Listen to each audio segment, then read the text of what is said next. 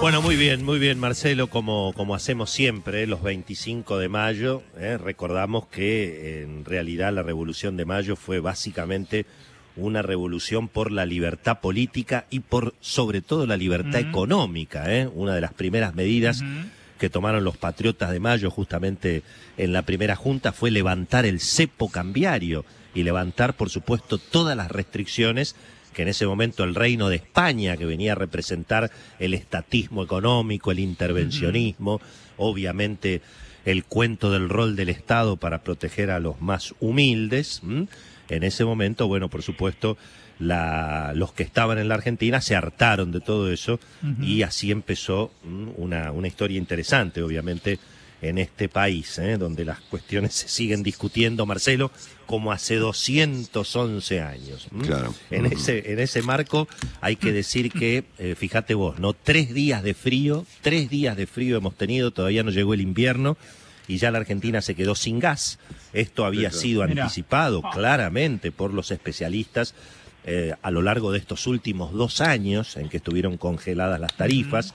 Se advirtió que el problema iba a afectar obviamente el suministro del GNC, que iba a afectar al mismo tiempo el suministro de las industrias, y fíjate vos que aún en una economía que yo te diría no es que esté paralizada, pero no estamos en el mejor momento de la economía, ni mucho menos en un nivel de reactivación que, bueno, dispare el consumo. Aún así, la Argentina se ve en la necesidad de cortar el suministro de gas al GNC y a las industrias. Ya había pasado la semana pasada, lo que ocurre que, bueno, obviamente, cuando el impacto es sobre la provincia de Buenos Aires, el dato circula y es, obviamente, llega a la tapa de los diarios. 130 estaciones de servicio, Marcelo, de la provincia de Buenos Aires y de La Pampa se quedaron ayer sin gas natural. Las industrias que al mismo tiempo no tienen contratado el servicio ininterrumpible también empezaron a sufrir restricciones. Y reitero, esto ya había ocurrido la semana pasada en el norte argentino, en las provincias obviamente de Salta, Jujuy, parte de la Mesopotamia y también en Córdoba y Santa Fe. Así que la situación complicada. Hay varios problemas aquí. Por un lado, desde luego, la falta de inversión, los precios especificados, la intervención estatal en los contratos, pero al mismo tiempo recordemos que hubo un conflicto muy, muy severo en la Patagonia.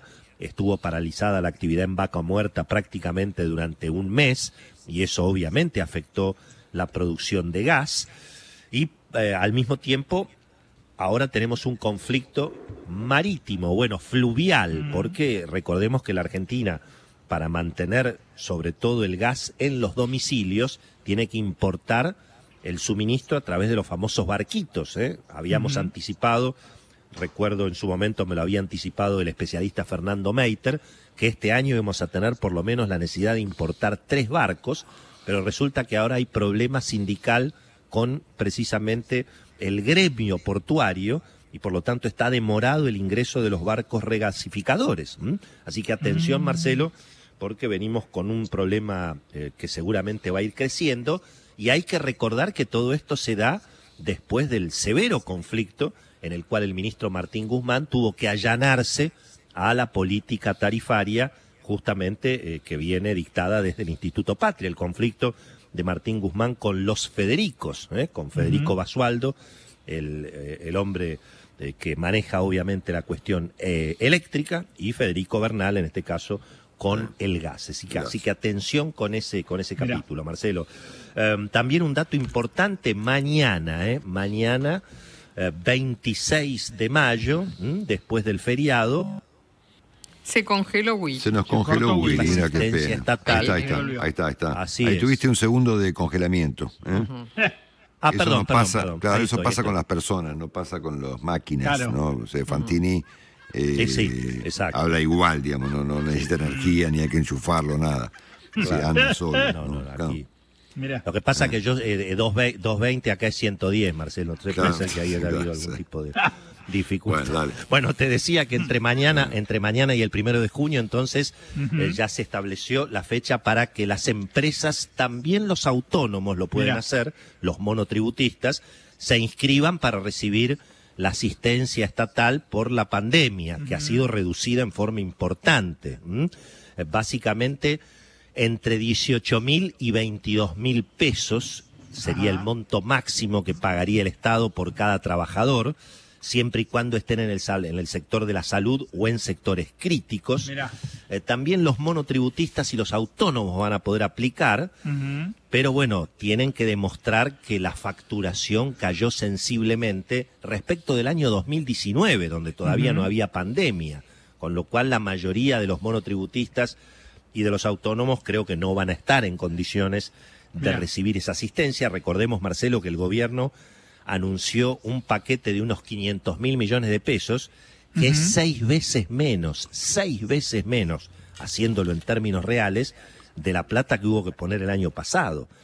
Con lo cual, evidentemente, ¿qué es lo que está pasando aquí? Bueno, la mayoría de los observadores cree que el gobierno va a tener que emitir muchísimo más pesos para asistir, lógicamente, los reclamos y sobre todo en el año electoral. Finalmente, Marcelo, a propósito del tema fiscal, se está tomando su tiempo el gobierno para devolverle la plata a los trabajadores que se suponía iban a ser beneficiados con el alivio del impuesto a las ganancias.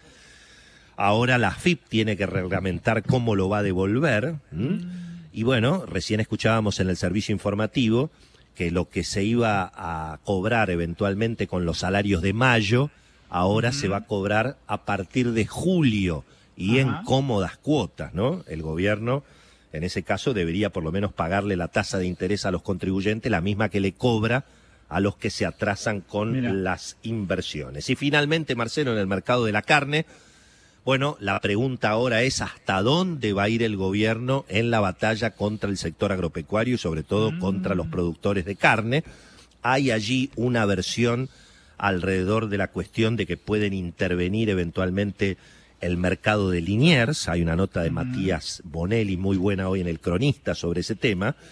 Recordemos que, bueno, ayer el ministro Matías Culfas aclaró que él no se refería, digamos, a los productores agropecuarios cuando habló de que hay gente que hay exportadores que roban dólares, sino que se refería a las maniobras de subfacturación de exportaciones. Aparentemente han descubierto empresas que tienen domicilio en la Villa 11114 y que han estado exportando carne a lo pavo. De todas maneras, Marcelo, acá el problema es el control de cambios. A mí me parece válida, creo que sigue siendo válida la discusión de quién son los dólares en la Argentina.